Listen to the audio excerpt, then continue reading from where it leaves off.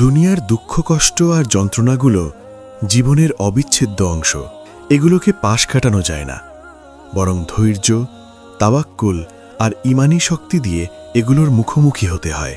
এই দুনিয়ায় এক একজনের জীবনের দুঃখ কষ্ট এক এক রকম, কোনোটা ব্যক্তিগত আর কোনোটা সামষ্টিক। দুঃখ আর যন্ত্রণার ধরনগুলো যেমনই হোক না কেন, আমাদের বিশ্বাস করতে হবে যে একমাত্র আল্লাহ সুবহানাহু ওয়া তাআলাই পারেন আমাদেরকে এই সমস্ত যাতনা থেকে মুক্তি দিতে। দুঃখ উপশমের ক্ষমতা কেবল তারই হাতে। জীবনের দুঃখ আর যন্ত্রণার দিনগুলোতে আমরা মানিক বন্দ্যোপাধ্যায়ের মতো হাঁ হুতাশ করব না। আল্লাহর ব্যাপারে সামান্যতম সন্দেহ আর অবিশ্বাসকে অন্তরে জায়গা দেব না।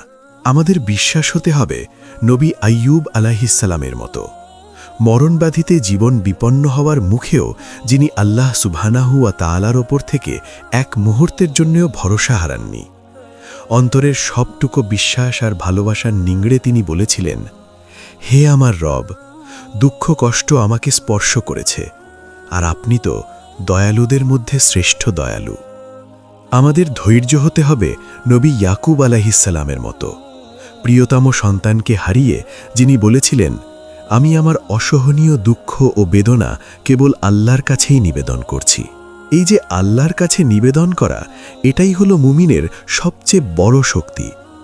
আমরা মানুষের কাছে হাত পাতি, মানুষের কাছে কান্নাকাটি করি, কিন্তু ভুলে যাই পরম দয়ালু সেই সত্তাকে যিনি আমাদের হৃৎস্পন্দন নিয়ন্ত্রণ করেন। অনেকে প্রশ্ন করেন, আল্লাহ যদি আমাকে ভালোই বাসেন তবে কেন এত কষ্ট দেন? মনে রাখবেন, সোনাকে খাঁটি করতে হলে যেমন আগুনে পোড়াতে হয়, আল্লাহ তেমনি মুমিনের ঈমানকে খাঁটি করতে তাকে পরীক্ষা করেন। কুরআন মজিদে ইরশাদ হয়েছে, ওয়ালানাবলুওয়ান্নাকুম বিশাইয়্যিম মিনাল খাউফি ওয়াল জুই ওয়া নাকসিম মিনাল আমওয়ালি ওয়াল আনফুসি ওয়াস সামারাতি ওয়া বাশশিরিস সাবিরিন। আমি অবশ্যই তোমাদের পরীক্ষা করব ভয়, ক্ষুধা এবং মাল ও জানের ক্ষতির মাধ্যমে। সূরা বাকারা ১৫৫। এই পরীক্ষাগুলো আমাদের ধ্বংস করার জন্য নয়, বরং আমাদের আল্লাহর আরও কাছে টেনে নেওয়ার জন্য। কষ্টের প্রতিটি মুহূর্ত আপনার গুনাহ ক্ষমা করে দিচ্ছে। এমনকি চলার পথে আপনার পায়ে যদি একটি কাঁটাও ফোটে, তার বিনিময়েও আল্লাহ আপনার আমলনামায় সওয়াব লিখে দেন এবং আপনার মর্যাদা বাড়িয়ে দেন।